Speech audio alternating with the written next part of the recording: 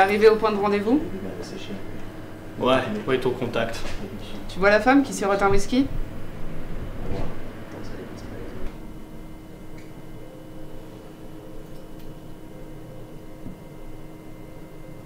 N'en dis pas plus. Et n'oublie pas le mot de passe. Une lune sans soleil est un astre. Qui connaîtra un vide éternel. Tu dois être V. Et toi, t'es Lucie? La tchoum qui a connu le premier psycho. Réussir à guérir. C'est vrai. Ouais. Alors tu sais pourquoi je suis là. La fixeuse m'a demandé de récupérer un éclat. Parlons de l'une des légendes de Night City. Un certain David. Tu veux des infos sur David Martinez? Je les ai. Mais qu'est-ce que j'y gagne exactement? Très bien.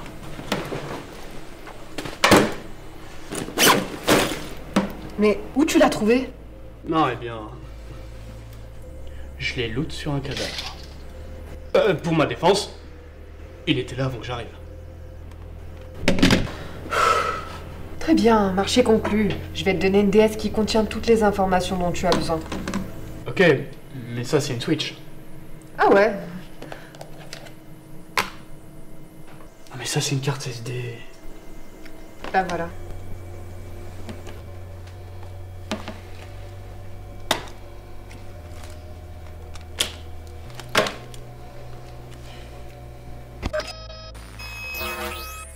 Prépare-toi. Ce voyage risque d'être douloureux.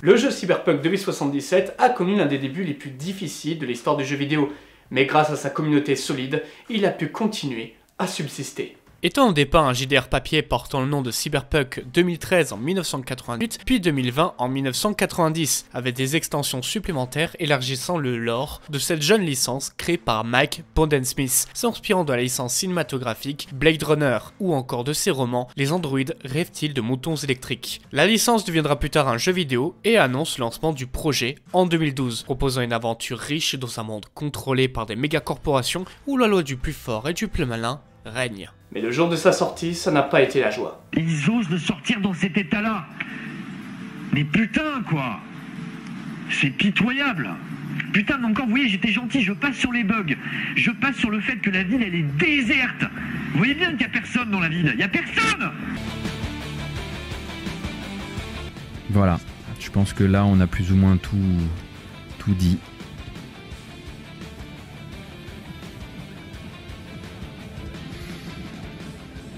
Mais le jeu aura une renaissance digne d'un véritable phénix, avec des mises à jour qui offrent une meilleure performance qu'au départ, un DLC avec une histoire captivante et prenante, mais aussi un animé qui nous offre davantage de lore sur la ville qu'est Night City. Alors aujourd'hui parlons de l'œuvre Cyberpunk Edge Runner, en parlant de son histoire dans sa globalité et en apportant une critique à la fin.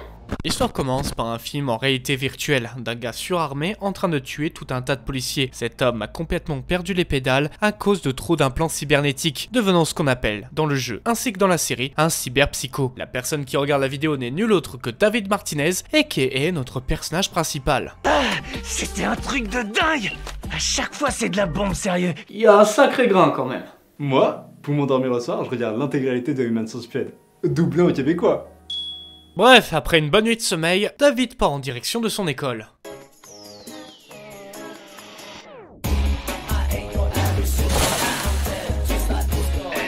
Écoutez, je veux bien que ce soit un monde cyberpunk où littéralement la mort te guette à chaque coin de rue, voire même dans les cages d'escalier. Mais putain, les ascenseurs ça existe. Et t'imagines si les éboueurs ils passent dans le coin un jour?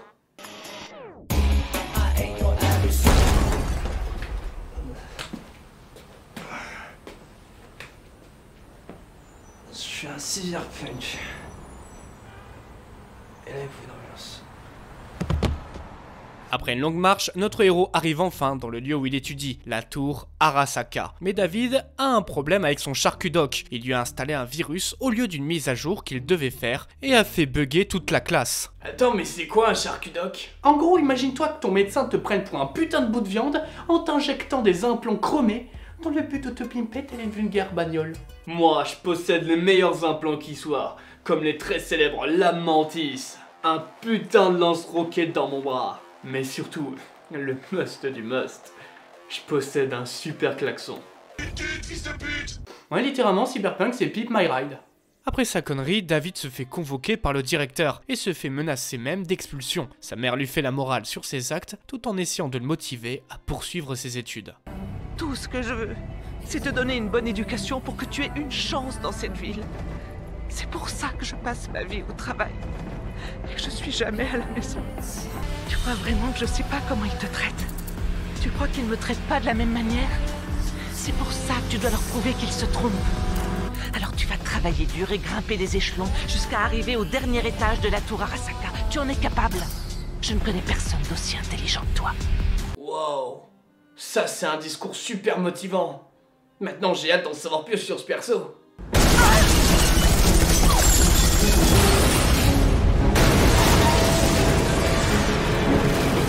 Voilà ce qui se passe quand on fait chier les animaux.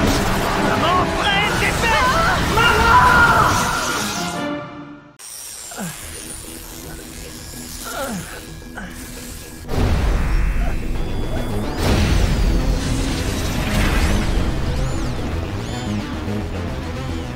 La traumatine.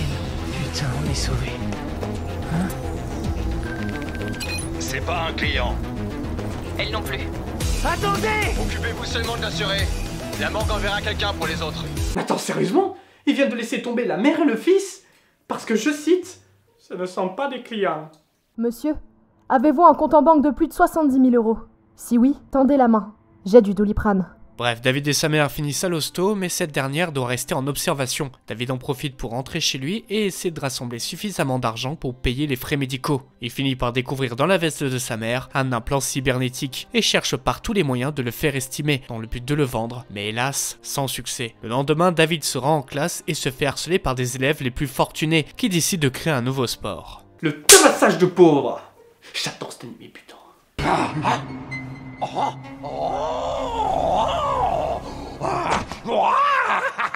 Par contre, arrête d'en faire des caisses, s'il te plaît. C'est gênant. Après avoir littéralement bouffé le bitume, David reçoit l'appel de la clinique où était sa mère pour lui annoncer son décès. Et va devoir récupérer ses cendres quelques minutes plus tard dans... C'est quoi ce bordel? Attends, je rêve ou c'est un distributeur? Sympa, les urnes funéraires sont entre les Twix, la Vitelle et le Coca. Et c'est pour cela les enfants qu'il ne faut jamais manger trop gras, trop sucré ou trop salé, ou sinon voilà ce qui pourrait vous arriver.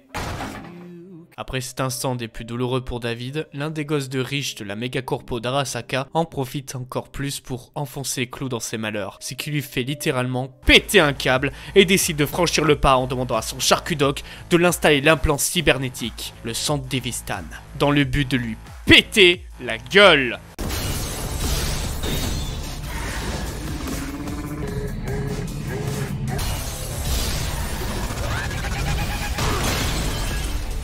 Waouh, il lui a niqué sa mère.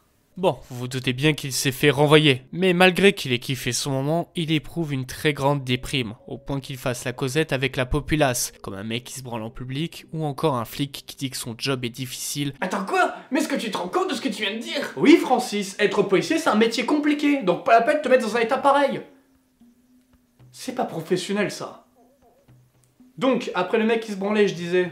On retrouve David qui... Oh putain, y'a un mec qui est en train de se branler! Prend les transports en commun et remarque qu'une mystérieuse pickpocket vole les puces de données qui sont sur les coups des passagers. Mais au moment où cette dernière allait lui piquer le sien, il utilise son sang Devistan pour l'attraper sur le fait. Et tout à coup... On se connaît? Non, pas vraiment, je dis ça, moi. Ah, eh ben, t'as pas mal d'ennuis, on dirait. Hein? Un sang Devistan, sérieux? Merde alors, où est-ce que tu l'as dégoté? Non, tu sais quoi, me réponds pas. La curiosité est un vilain défaut. Mais j'ai une idée, ça te dirait qu'on travaille ensemble? Ils ont quand même une drôle de façon de recruter les gens. Visiblement, c'est le genre de monde où tu peux déposer à la fois ton CV pour après y perdre ta virginité. C'est où qu'on signe ? Bref, après une petite conversation entre David et la voleuse répondant au nom de Lucy, notre duo se met à voler ensemble plusieurs puces pour après les revendre. Mais pendant qu'ils prenaient une pause, David tomba complètement dans les vapes à cause d'une surutilisation du sang d'Evistan. Pendant qu'il se faisait transporter par les ambulanciers, l'un d'eux se rendit compte que l'implant de David pourrait lui rapporter gros et menace alors notre duo. Comprenant que la situation était hors de contrôle dans l'ambulance, Lucy décide de prendre le brancard de David et l'utilise comme nouveau véhicule. Après leur fuite, Lucy emmène notre héros chez son charcutaire pour l'aider à se remettre d'aplomb et lui explique que trop d'utilisation d'implants peut lui griller le cerveau et ainsi le rendre cyberpsychotique, pouvant le rendre dangereux à la fois pour lui mais aussi pour la société. David finira par sortir de la clinique / trou à rat du charcutoc pour retrouver Lucy dont cette dernière lui proposera de passer chez elle. C'est ta première fois? Non. Oh, ça va, arrête. Le moment entre Lucy et David donne l'impression de voir un petit date trop mignon. Ils partagent une bière ensemble, elle fait mumuse avec sa veste avec un air enjôleuse et lui proposera de se balader ensemble sur la lune en réalité virtuelle. David vit un petit conte de fées avec une femme qui lui veut plus que du bien. Non, je déconne. Tout ceci était un immense guet-apens. Lucy était en fait un appât pour que le chef du groupe de cette dernière vienne récupérer l'implant de David car il lui était destiné. Le gars qui se nomme Maine demande à David pourquoi il a volé l'implant de Gloria Martinez.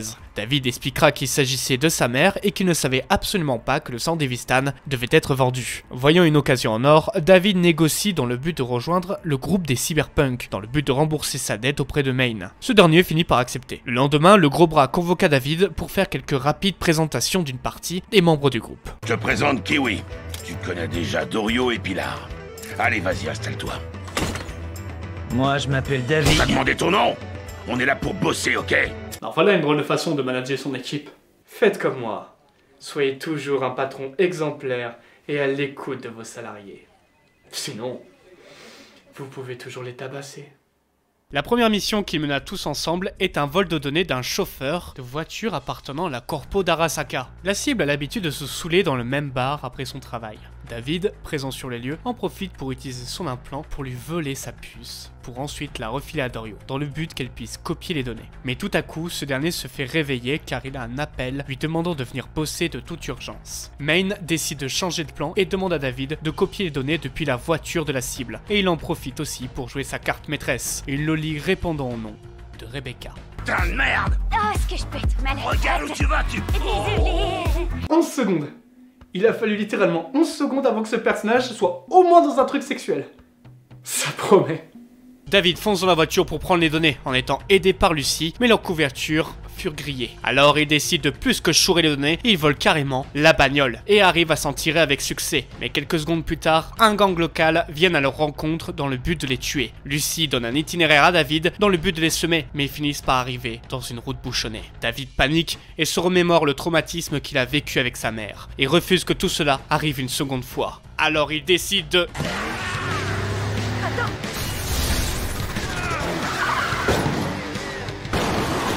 de dire fuck à la gravité et à la logique. Isaac Newton est en train de faire un backflip dans sa tombe là. Alors que David se rendit à la porte du hangar pour voir si les autres membres du groupe étaient là, l'un des membres du gang qui a survécu à la fuite de David revient de plus belle pour...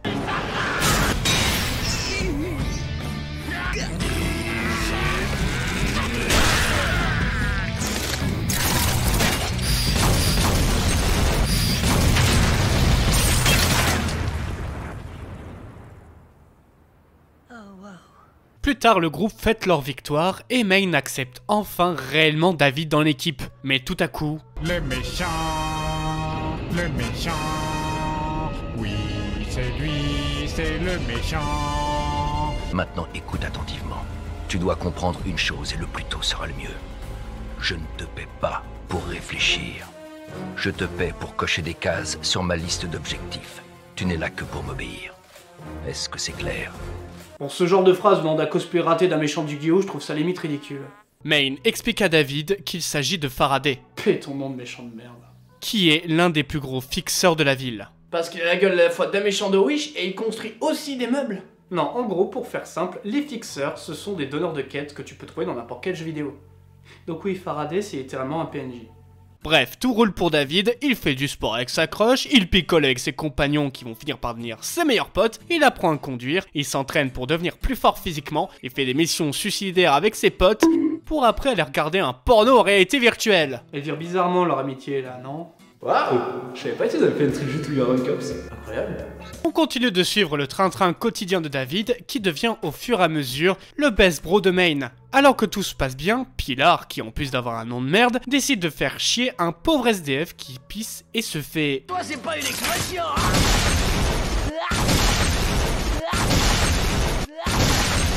C'est bien qu'ils aient montré sa mort 3 fois, au cas où l'un d'entre nous avait un doute. Voyant que la situation devenait incontrôlable et que sa crush allait mourir par la main bazooka du SDF, what the fuck, David l'a battu d'une balle dans la tête. Plus tard, notre duo se retrouva chez Lucie, pour parler un peu de tout ce qui est arrivé ces derniers temps. Lucie avouera quelque chose à David. Ce dernier ne mérite pas sa vie de cyberpunk, car c'est un jeune homme avec un bon fond, et que dans ce type de métier, le seul moyen d'être célèbre, c'est par la mort. Et David ne mérite pas de connaître un sort, certes de strass et de paillettes, parce qu'il deviendra une légende, mais tragique, car il souffrira sans doute terriblement. Je t'emmènerai sur la Lune un jour, Lucie. Je te le promets.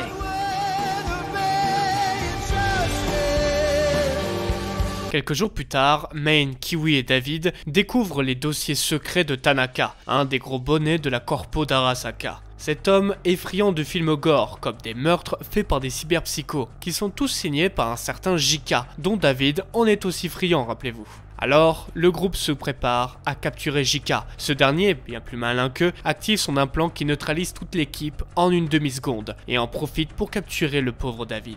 Heureusement, chaque membre de l'équipe dispose d'un traceur, dont notre héros en est aussi équipé, permettant aux autres membres du groupe de partir à sa recherche. Mais pendant ce temps, notre pauvre David morfle sévèrement psychologiquement parlant, en participant à des snuff movies virtuels sans même savoir qu'il est dans une simulation. La bonne ambiance. Les autres membres du groupe arrivent à la rescousse de David et capturent JK, pour créer plus tard un piège pour attraper aussi Tanaka. Mais ce dernier possède divers implants servant à le protéger, mais grâce à David et à Maine, il se fait maîtriser en une seconde. Mais depuis la capture de Tanaka, quelque chose cloche chez Maine. En effet, notre gros bras est en train de vaciller petit à petit, ses mains tremblent, il a une perte de repères spatio-temporels et pète les plombs sans aucune raison. Et en un instant, Maine bascule dans une micro-crise de cyberpsychose et frappe Kiwi en plein dans la gueule, et sa copine par la même occasion. David et Lucie sont demandés en renfort pour remplacer Kiwi, qui a dû être hospitalisé d'urgence. David, voulant calmer le jeu avec Maine, va le voir pour essayer de le rassurer, mais il est déjà trop tard. Le compagnon au gros bras sombre petit à petit vers le précipice. Pendant ce temps, le moral du groupe est au plus bas, et Lucie demande à David de l'aider à se motiver, car l'hacking de la puce de l'agent d'Arasaka est extrêmement difficile. Pour mettre encore plus sa pression, Faraday vient mettre un coup de pression supplémentaire par téléphone à Maine, qui craque de plus en plus, et pour aggraver la situation, Tanaka a failli mourir, appelant automatiquement la Trauma Team, et ce qui veut dire que la couverture du groupe est désormais grillée. Et comme je le dis souvent, les emmerdes c'est comme les piafs. Ça vole en escadrille. David emmène Lucie en sécurité dans leur voiture, pendant que Maine et sa copine Dorio affrontent à la fois la Trauma Team et la police, qui arrivent peu à peu à encercler le duo. Le pire est que notre gros bras préféré est en train de perdre petit à petit les pédales, et tire par accident sur sa copine lors de sa phase de cyberpsychose. Maine comprit que cette fois-ci tout est fini pour lui, alors il décide de créer la plus grosse hécatombe de l'histoire.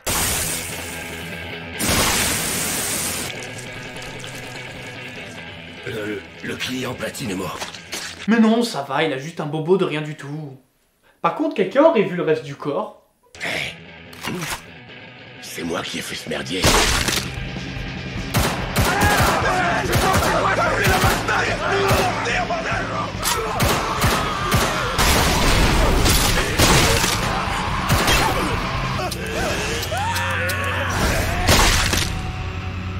La vache, le mec devient un film d'horreur à lui tout seul. Comme tu dis, mais après l'instant horreur, il y a l'instant émotion. David, tu ne peux pas me sauver. Dis pas ça. Pourquoi tu dis ça? David. C'est la fin pour moi, gamin. Mais pas pour toi. Toi, tu vas plus vite que tout le monde, alors... T'arrêtes jamais de courir. Après cet épisode, je pars de suite en dépression.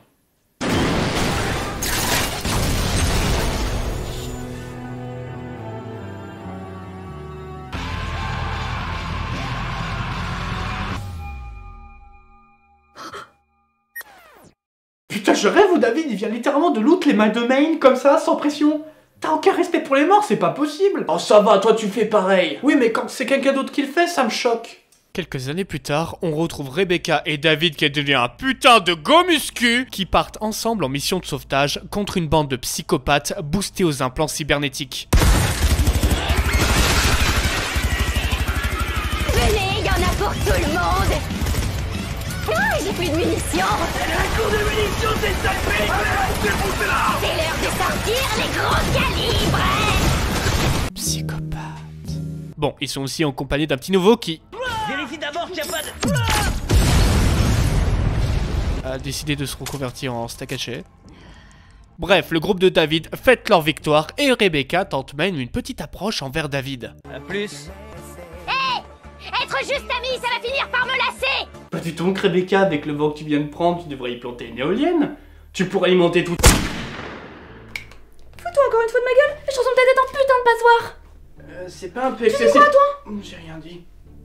Un peu plus tard, David est chez le charcutoc en train de faire une petite révision des familles et on se rend compte qu'on arrive beaucoup plus à un cyborg qu'à un être humain, dont le doc explique à David qu'il devrait un peu ralentir sur les améliorations cybernétiques, sinon lui aussi, il risque de partir en vrille. Un peu plus tard, Kiwi demanda à David de venir dans un bar pour rencontrer une nouvelle fois Faraday, qui lui propose un nouveau taf pour la société Militech, les concurrents directs d'Arasaka. Faraday sait que durant la dernière mission, à l'époque où Maine était encore en vie, c'est Lucy qui avait craqué les données de Tanaka et qu'elle a écrit dans un rapport qu'elle n'avait absolument rien trouvé. Alors qu'elle est encore marquée par tout ce qui s'est passé, Faraday demande à David de la remettre en selle pour qu'elle puisse participer à cette nouvelle mission. Après ça, notre héros rentre chez lui et prend une bonne douche et débriefe de sa journée à poil avec sa copine Lucy à poil. Oh non, le cul de David! Eh bien ma chère Rebecca, à défaut que tu puisses te rincer l'œil, je tiens à conserver cette vidéo le plus tout public possible. Et je sais pour toi c'est difficile en avant. Petite merde. Merde. T'es adopté. On est bâtards. Bref, on retrouve notre duo préféré en train de regarder les étoiles loin de la ville de Night City. David demande à Lucy de lui raconter son histoire.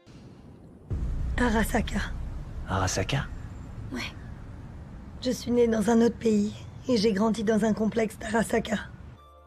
On était 13 enfants à avoir réussi leur test d'aptitude, 13 enfants destinés à devenir des netrunners, 13 enfants qui ne manqueraient à personne.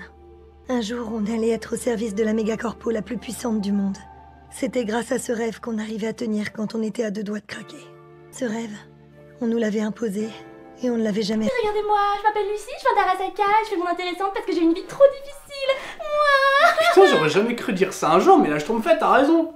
On s'en bat les couilles de ta vie, Lucy. T'es une banalité sans nom. T'es une merde. Non mais quand même, t'as vu ce qu'ils disent? J'ai énormément souffert à Arasaka. On était des enfants soldats et...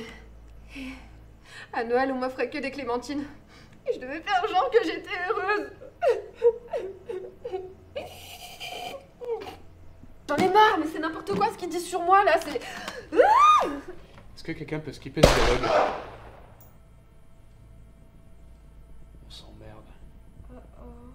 Après cet instant émotion, Lucy remarque que David a le bras qui tremble, le même symptôme qu'avait Maine avant de devenir lui aussi un cyberpsycho. Notre héros essaya de la rassurer en disant que tout va bien.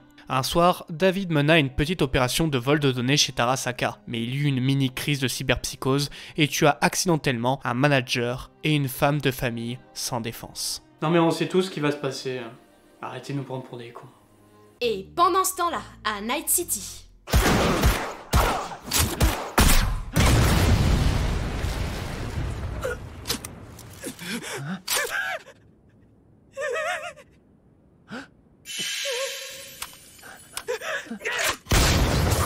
Qu'est-ce que tu branles? Ma bite.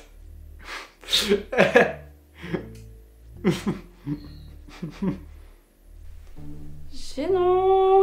Rebecca veut parler à David de ce qui vient d'arriver, car elle sait qu'il ne va pas très bien en ce moment. Mais il y a vite fait un petit truc qui me dérange. Putain, ce niveau de manque de respect. Je veux bien que ce soit la plus petite du groupe et tout, mais pas obligé de le souligner par un cadrage aussi bâtard. Mais oui, c'est une grosse salope de faire ça. Mais toi je t'aime bien. Toi, tu le ferais pas. Plus tard, notre pauvre David fait un malaise dans son appartement et il est amené en urgence chez le charcutier pour l'aider. Mais il est déjà trop tard. Notre héros a complètement perdu les pédales et pète les plombs sur le pauvre Toubib. Lucie pète un plomb et demande à David de tout arrêter pour ne pas mourir de la cyberpsychose. Mais notre héros refuse d'arrêter car il veut devenir une légende pour la mémoire de Maine et de sa mère. Il empire sa justification en disant qu'il est spécial et envisage surtout de quitter Lucie car leur vie deviennent de plus en plus différents l'une de l'autre. Alors que Lucie souhaitait parler de ce sujet, elle a repéré un signal d'un hacker de Arasaka. Elle lâcha David au cours de leur discussion et partit à la traque de ce dernier. Mais il s'avéra que tout ceci était un piège de Faraday et de Kiwi. En effet, ces derniers veulent la capturer pour entrer dans les bonnes grâces d'Arasaka. Quelque part dans le désert, David et son groupe attendent l'arrivée d'un convoi qui transporte une marchandise mystérieuse dans le but de le voler pour un contrat fixé par Faraday. Du côté de Faraday et de Kiwi, ces derniers se disputent des véritables trouvailles de Lucie lors de la soirée où Maine a pété un câble. En effet, David avait été repéré par Arasaka à cause de sa performance avec le San Devistan pour qu'il soit un sujet de test pour un exosquelette. Lucie ne voulait pas que cela arrive, alors elle a essayé d'effacer toutes les données concernant David et a même profité pour griller le cerveau de Tanaka, ce qui avait même appelé la traumatime. Et le fait qu'elle ait quitté le groupe du jour au lendemain était lié au fait de naviguer sur le net, dans le but d'effacer toute trace que David avait avec le projet exosquelette. Alors oui, David est spécial aux yeux d'Arasaka, mais au même niveau qu'une putain de souris de laboratoire. Et c'est ainsi que le plus gros braquage commence. Les échanges de feu poussent David à utiliser son San Devistan alors que la ligne entre lui et la cyberpsychose est à quelque part. Alors que David allait voler le camion, il remarqua que ce dernier est en pilote automatique et se dirige vers un précipice. Notre héros n'hésita pas une seconde car il a vu l'intégralité des Fast and Furious et il demanda à son chauffeur de tirer son harpon. Et David utilisa son San Devistan pour prendre le harpon pour faire tomber le camion dans un coin du précipice et non dans le vide en lui-même. Non mais de toute façon ça fait longtemps que la logique elle a foutu le camp. Mais tout à coup, un énorme convoi de Militech arrive vers le groupe de David et leur tire dessus. Kiwi réussit à ouvrir le fourgon et tout le monde s'y réfugie et y découvre l'exosquelette. Faraday, qui observe l'opération par le biais d'un drone, décide de faire accélérer les choses en forçant Lucie à demander à David d'installer l'exosquelette. David l'installa dans le seul et unique but de niquer la gueule à Faraday. Si tu veux tout savoir, nous sommes en route pour Arasaka. Il m'offre beaucoup d'argent pour la récupérer. Je n'aurais même pas à me salir les mains. Ça m'arrange. Oh non, la série elle se met à bugger. On dirait le jeu le jour de sa sortie. Rigolez s'il vous plaît, c'est la meilleure vanne que j'ai jamais écrite. Quoi, comment ça, elle est nulle? Comment ça, tu préfères Norman? Pour empirer la situation, Kiwi a trahi le groupe, laissant désormais le trio composé du chauffeur, Falco, de Rebecca et de David qui est devenu...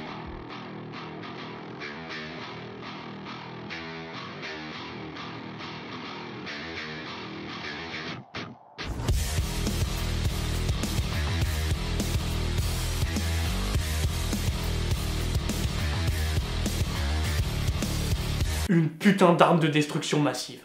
Le groupe doit partir pour sauver Lucie à la tour Arasaka, là où Faraday est caché. Le chemin est de plus en plus semé d'embûches entre Militech et Arasaka qui tirent sur nos compagnons. Mais comme dit précédemment, David est devenu une putain d'arme de destruction massive. La cyberpsychose prend de plus en plus le dessus sur David, qui commence à avoir des flashbacks, dont Rebecca essaie tant bien que mal de l'aider à avoir de nouveau les pieds sur terre.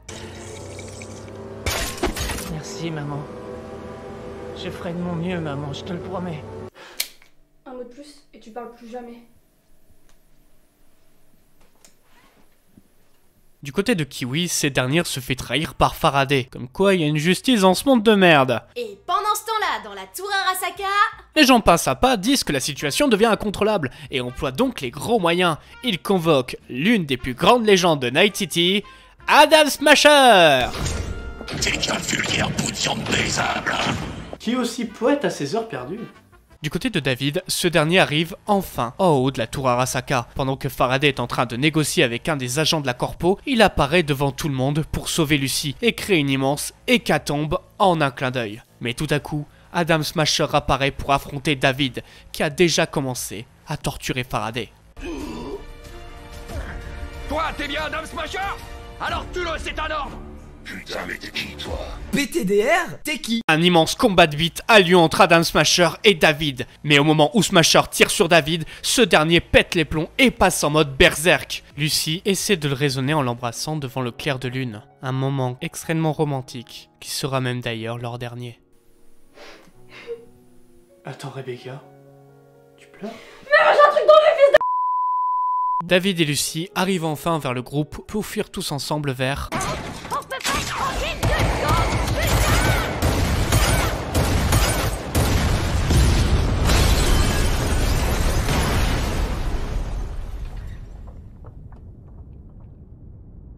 Oh la vache! T'as vu ça, Rebecca?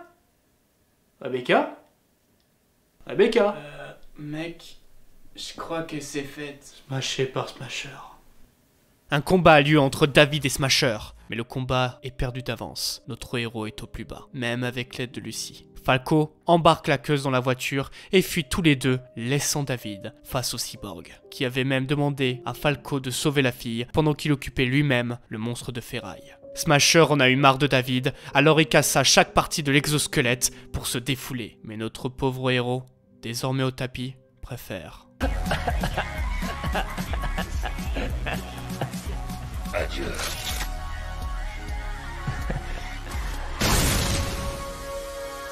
Quelque part sur la lune, on retrouve Lucy qui s'y promène, où elle vit d'ailleurs le fantôme de son amour tombé en combat, qui disparut quelques secondes plus tard. Lucy, qui a désormais accompli son plus grand rêve, de mettre un pied sur cette planète, est désormais seule.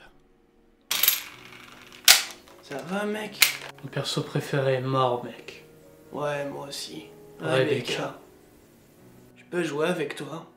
Au-delà d'être un spin-off du jeu Cyberpunk 2077, Edge Runner est un véritable bijou du genre cyberpunk. Dès ses premières minutes, la série impose son univers, un monde froid, hostile, où l'écart entre les riches et les pauvres ne cesse de se creuser. Captivé par non seulement une esthétique soignée et par une narration puissante, l'anime nous permet de plonger au cœur de ces thèmes, profonds, sombres et complexes, présentés par la ville de Night City. Bien plus qu'un simple décor, elle est une entité vivante, oppressante, qui façonne ses habitants, les corrompt et les tue même à petit feu, les poussant même à adopter une posture, souvent hors la loi, dont chaque quartier possède d'ailleurs ses spécificités visuelles, accompagnées par son atmosphère, souvent étouffante, glauque, sordide, ou l'impression que la mort guette les personnages à chaque coin de rue.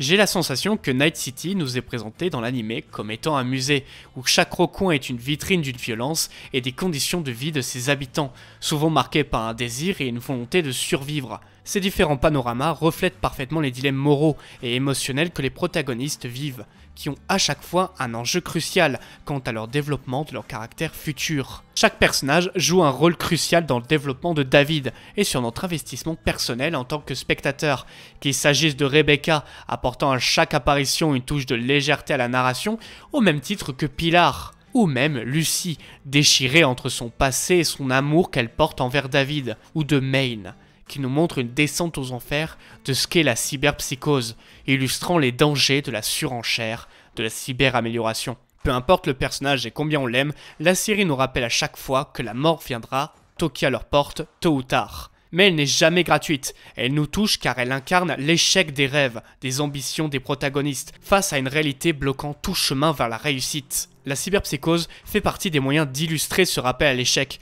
que subira chacun d'entre eux, tout en étant au cœur d'une intrigue, devenant bien plus qu'un simple élément narratif ou FedEx qu'on peut retrouver dans le jeu original. Elle représente la fragilité de l'humain face à la technologie et la tentation de l'amélioration constante. Comme le mythe d'Icare, David utilise la cyberaugmentation comme moyen de s'approcher du soleil, mais il finira par se brûler les ailes, motivé par un désir insatiable de surpasser ses limites, finissant par s'écraser sur un asphalte froid et humide qu'est Night City, tout en étant victime de ses propres ambitions. Lucy, quant à elle, incarne Dédale. Elle anticipe les dangers, tente de protéger David, et à la fin, elle survit à un prix très élevé. Seule, sans personne à qui partager sa libération du joug d'Arasaka, à part les souvenirs de David. Ce parallèle mythologique enrichit à mes yeux les aspirations et les tragédies qui définissent ce duo de personnages. Le studio Trigger a réussi le pari de sublimer l'univers de Cyberpunk par ce spin-off avec une animation dynamique, impactante, parfois horrifique, parfois exagérés, mais servant toujours un propos. Que ce soit les scènes de combat, les instants de tension, le style visuel est à chaque fois impactant, jamais fade, jamais ennuyant, recherchant toujours un moyen d'attirer notre regard sur chaque détail qu'on connaît par le jeu ou par l'énième revisionnage, avec une bande originale qui ne laisse jamais indifférent, comme par exemple le thème I Really Want to Stay at Your House de Rosa Walton, qui ajoute une couche non négligeable d'émotion et de fatalité face au tragique destin que vont subir nos deux héros, marquant tous les spectateurs dans une note à la fois douce et amère, au vu des dernières images que nous offre l'anime. Cyberpunk Edgerunner ne se contente pas d'être fidèle à Cyberpunk 2077, elle se réinvente et enrichit même l'univers. Loin d'être qu'un simple produit dérivé, elle offre une expérience à part entière, prouvant que l'animation peut être aussi un médium aussi puissant que le jeu vidéo pour raconter cette histoire. Et c'est ça qui m'a permis de me dire que Cyberpunk Edgerunner est une des plus grandes références du genre cyberpunk, et une des adaptations d'ailleurs les plus fidèles aux matériaux de base, de la même façon que Fortiche avec les 2 saisons d'Arcane. Trigger a permis de redonner un nouveau souffle au jeu Cyberpunk 2077, et d'ailleurs, il l'a même sauvé. Mais l'anime ne se contente pas d'être simplement fidèle au jeu, ou d'être un simple produit dérivé. Elle ajoute du lore à la licence Cyberpunk, elle enrichit son univers. L'anime n'a pas que redonné de la visibilité au jeu, elle a aussi insufflé beaucoup plus de vie. Et rien que pour ces raisons-là, je leur dis bravo. Bravo d'avoir donné un second souffle à une œuvre vidéoludique, d'avoir la possibilité de montrer aux joueurs et aux spectateurs qu'il faut jouer, lire, regarder et aimer le genre cyberpunk. Oh, c'était si triste. Je suis désolé pour tout ce que tu as vécu. C'est rien, c'est juste la vie. Une vie qu'Arasaka t'a prise, aidée par la main de Smasher. Je veux que tu me rendes un service, V. Dis-moi à quoi tu penses. Je veux que tu butes cet enfoiré de Smasher. Trop de gens ont souffert à cause de lui. T'inquiète pas, je compte bien lui exploser la gueule à grands coups de... Godmich, c'est ce que t'allais dire? Ouais.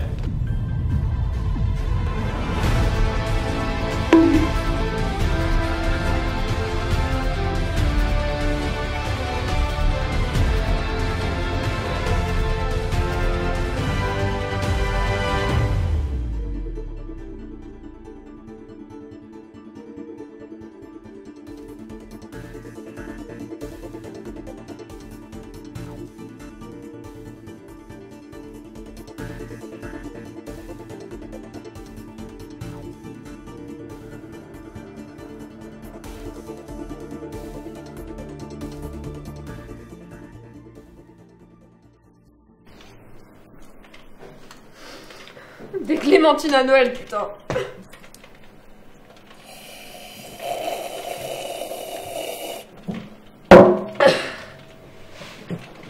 Je t'ai déjà raconté l'histoire de David.